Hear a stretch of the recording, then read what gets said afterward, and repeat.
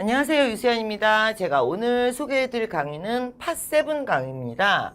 자, 일주일이면 끝내실 수 있습니다. 제가 막 길게 주저리 설명한 게 아니라 이제 일주일 동안 임팩트 있게 싱글은 이렇게 풀어요. 더블은 이렇게 풀어요. 트리플은 이렇게 풀어요. 이렇게 푸는 방법만 딱 제시를 해드리는 거예요. 여러 세트를 풀어드리는 게 아니라 한 세트를 가지고 가이드라인만 잡아드리는 자 그런 강의라고 생각하시면 됩니다. 그래서 지금 보시면 이제 이렇게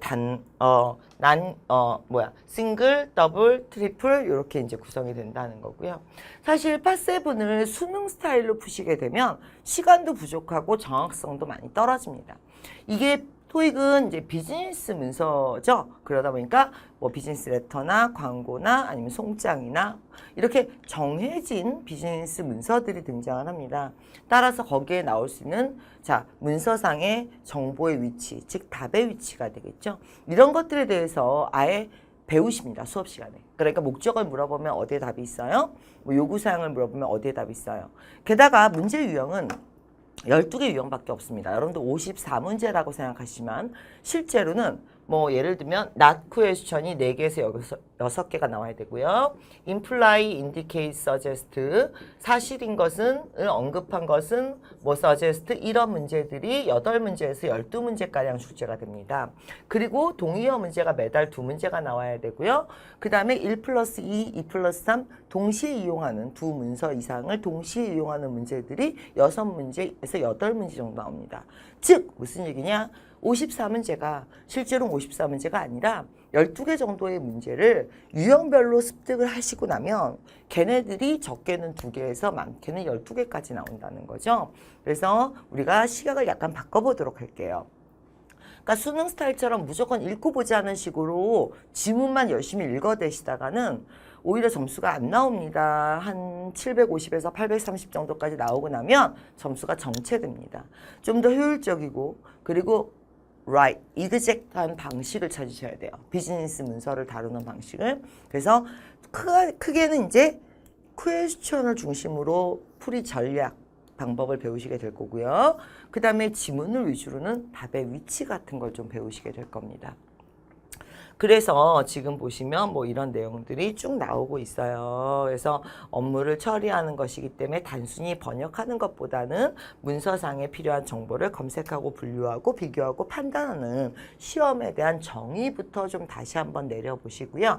꼭 읽어보시기 바랍니다. 화면 정지하시고 꼭 읽어보셔야 돼요. 그러니까 시험의 목적이 번역이 아니라 필요한 정보를 이게 퀘스천이 알려주는 자 무엇을 찾으세요. 걔네들을 이제 하는 트레이닝을 받으시는 거예요. 비즈니스 문서를 배우는 방법에 대해 비즈니스 문서를 다루는 방법에 대한 트레이닝을 받는 강의다. 이렇게 생각하셔야 돼요. 그래서 무조건 읽는 게 아니라요. 자, 이게 문서를 처음에 2줄을 가볍게 읽으면서 스키밍을 하고 퀘스천하고 지그재그로 움직이면서 필요한 정보들을 분석하고 분류하고 그 다음에 판단하고 이런 능력들을 이제 우리가 배우게 될 거거든요. 근데 이게 이렇게 뭐 지금 말로 다 설명이 되는 게 아니라 문제하고 유형을 보시면서 분석을 같이 들어가셔야 됩니다.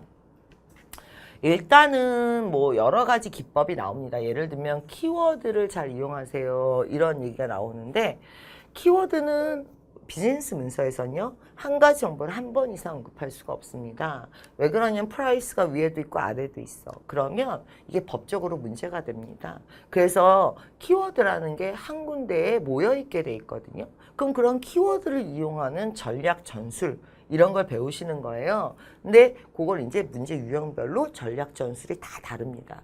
그런 걸 12가지 유형을 배우시게 될 거예요. 스키밍 하는 법도 배우셔야 됩니다. 스키밍 하는 법도. 그 다음에 요즘은 ABC들 이렇게 보고 있으면 다 맞는 것 같아요. 얘도 맞아. 쟤도 맞아. 얘도 어디서 본 것 같아. 왜냐면 토익의 특징은 오답을 본문 중에서 뽑아내기 때문에 전부 다 이렇게 뭉개서 읽으시면 다 맞는 것처럼 느껴집니다. 그래서 오답을 어떤 식으로 소거하고 정리하고 오류를 어떤 식으로 찾아서 그것을 효율적으로 제거하는지 이런 방법을 배우시게 될 거고요. 본문의 내용은 항상 구체적인데 답은 포괄적으로 패러프라이징이 되거든요. 그래서 패러프라이징, 유사 어휘로 전환을 시킨다는 겁니다. 근데 이것도 원칙이 있습니다. 그래서 패러프라이징을 하시기는 원칙이라든지 답을 찾는 요령이라든지 이런 것들 자 반드시 정해진 12개의 유형과 그 다음에 그것에 따라서 패턴 즉 전략 전술을 배우시게 될 거예요. 자 그래서 이렇게 나오면 스키밍을 배웁니다. 예를 들면은 이렇게 문제가 있어요. 그러면 바로 들어가는 게 아니라 처음 2줄 정도를 중요 단어들을 이렇게 스키밍을 살짝 해줍니다. 그러면서 자 지문을 한 번에 읽지 않고 끊어서 읽으면서 퀘스천과 지그재그로 움직이는 방법을 배우시게 될 건데 예를 들면 문제가 자 이게 어디에서 등장을 할까요? 그랬는데 앞부분을 이렇게 보시면 얘가 where 자 이런 질문은 첫 번째 질문으로 항상 나옵니다. 답은 처음 2줄에 있습니다. 끝까지 다 읽으시면 오히려 헷갈리십니다. 앞부분을 위주로 읽으면서 자 답을 이렇게 찾는 거죠. 그리고 148번 같은 경우 마지막 문제니까 끝쪽에서 키워드를 이용해서 답을 찾는 겁니다. 캡처해 놓은 거 한번 보실까요? 자 그래서 이렇게 유형별로 이런 장소나 목적을 묻는 문제는 어디에서 답을 찾아요? 그 다음에 이런 문제 키워드 문제는 어디에서 어떻게 답을 찾아요? 이런 식으로 스킬로 배우시게 되는 겁니다.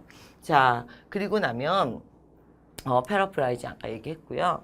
자, 우리가 지금 이제 뭐 어떻게 배워요를 제가 아무리 말씀을 드려도 여러분들이 사실은 지금 굉장히 추상적이에요.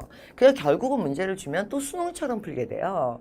번역을 하게 되고 해석을 위주로 하게 되고 그러면 문제를 보고 있으면 ABC를 보고 있으면 다 맞는 것처럼 느껴지고 그래서 이렇게 굉장히 두림실하게 자신 없게 문제를 풀게 되거든요. 그러니까 그러지 말고 기초부터 다시 한번 배울 거예요. 스키밍 하는 방법, 12개 퀘스천을 다루는 스킬, 그리고 주의해야 되는 함정 패턴들 이런 것들을 위주로. 그래서 독해 강의인데 해석은 안 해드려요. 해설집은 어차피 다 책에 있는 거니까 저는 스킬만 일주일 동안 강의를 해드립니다. 일주일 안에 스킬만 이렇게 딱 배워가지고 그 다음부터는 본인이 모의고사 풀고 하면서 응용 연습을 하셔야겠죠. 짧은 강의니까 가볍게 단기간에 끝낸다라고 생각하시고 모의고사 같은 거 함부로 풀지 마시고 푸시기 전에 한번 쭉 돌아보신 요 강의로 정리를 한 다음에 모의고사 푸시면 효율적이실 겁니다.